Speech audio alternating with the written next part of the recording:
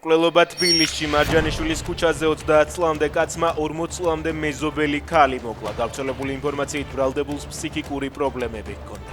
მეზობლები ამბობენ, რომ კაცი ფსიქიატრიულ საავადმყოფოში ბევრჯერ გადაიყვანეს, თუმცა სახლში დაბრუნებას ახერხებდა. ის რამდენიმე საათი მიმალვაში იყო და ცოტა ხნის წინ დააკავეს.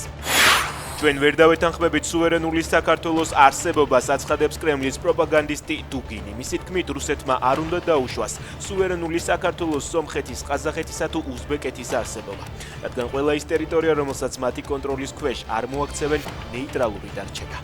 თბილისში ირანის საელჩოსთან, სადაც რამდენიმე საათია ერანელი ხალხის მხარდასაჭერი აქცია მიმდინარეობს, ერთი მოქალაქე დააკავეს, ის ლუცა მახარაძეა. შეკრებილებმა პროტესტის ნიშნად აიათოლა ხამენეის პლაკატები დაწვეს.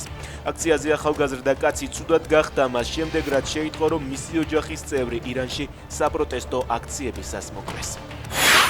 ტრამპსა და მის ადმინისტრაციას ირანში 50 სამხედრო სამიზნის სია გადაეცა. ინფორმაციას Daily Mail ავრცელებს. დაწერს, რომ სიაში შედის ისლამური რევოლუციის გვარდიის შტაბ-ბინის ზუსტი კოორდინატები, რომელიც პროტესტის ჩახშობის მთავარი ცენტრია.